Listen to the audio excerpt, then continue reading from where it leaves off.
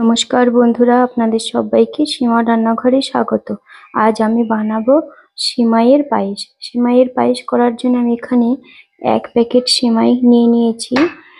আর এখানে নিয়ে নিয়েছি মিষ্টির জন্য চিনি আর নকুল দানা। আর দুধে ভিজিয়ে নিয়ে নিয়েছি কেশর, কাজু বাদাম, কিশমিশ, তেজপাতা, থেতো করা এলাচ।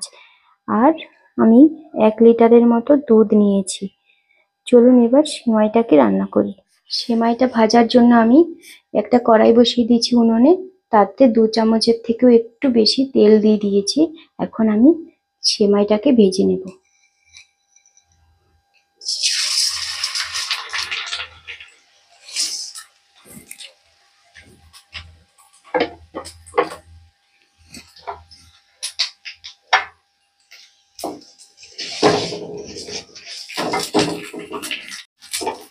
সিমাইটাকে একটু লাল লাল করে ভাজবো।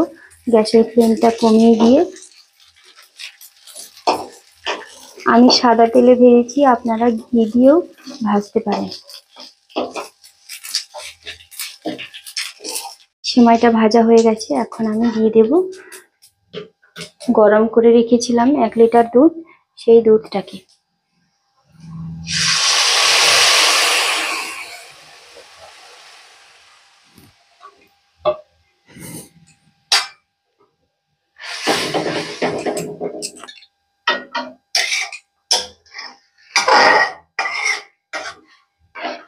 দুধটা দিয়ে দিয়েছি, এখন আমি গ্যাসের ফ্লেমটা বাড়িয়ে দেব।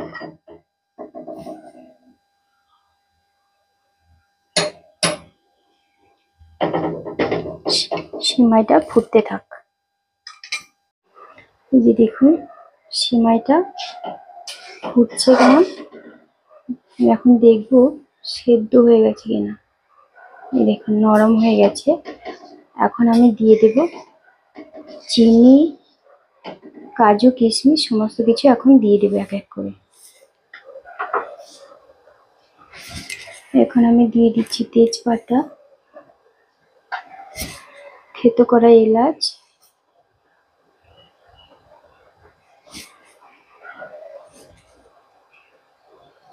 দিয়ে দিচ্ছি কিশমিশ,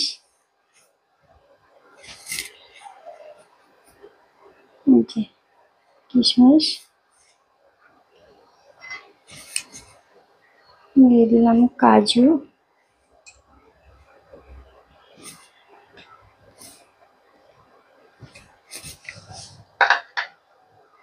আর সবার শেষে দিয়ে দেব এই যে নকুল দানা আর চিনি।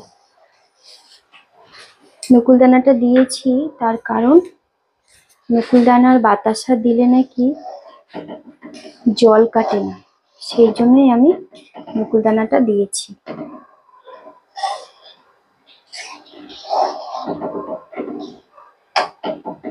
এখন আমি আরো একটু ফোটাবো, আরো 2-3 মিনিট ফোটাবো দুধটাকে। এই যে দেখুন সিমাইয়ের পায়েসটা হয়ে গেছে। এরকম পাতলাই রাখতে হবে। যখন এটা ঠান্ডা হয়ে যাবে তখন এটা জমে গিয়ে আরো একটু ঘন হয়ে যাবে। না হলে যদি আমি এর চাইতে ঘন রাখি তখন যখন ঠান্ডা হবে তখন এটা জমে গিয়ে পুরো চাকা হয়ে যাবে। সেই জন্য এটাকে পাতলা রাখতে হবে। পায়েস বলুন আর সিমাইয়ের পায়েস বলুন, যাই বলুন, গরম অবস্থাতে একটু পাতলা রাখলে ঠান্ডা হলে সেটা জমে গিয়ে ঠিক মাপের মতো হয়ে যায়। বেশ, এবার দিয়ে দেবো আমি কেশর ভিজিয়ে রেখেছিলাম দুধে, সেই দুধটাকে। এই যে এটা দিয়ে দেব।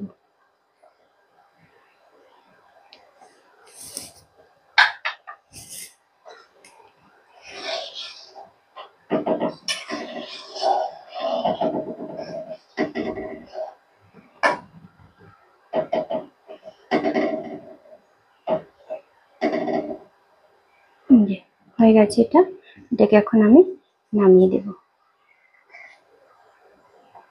নামিয়ে ঠান্ডা করতে দেব। ঠান্ডা হলে তারপরে পরিবেশন করব। চলুন গ্যাসের ফ্লেমটা অফ করে দিই। চলুন, ঠান্ডা হয়ে গেছে আমাদের সিমাইয়ের পায়েসটা। এখন আমি এদিকে পরিবেশন করে দিই।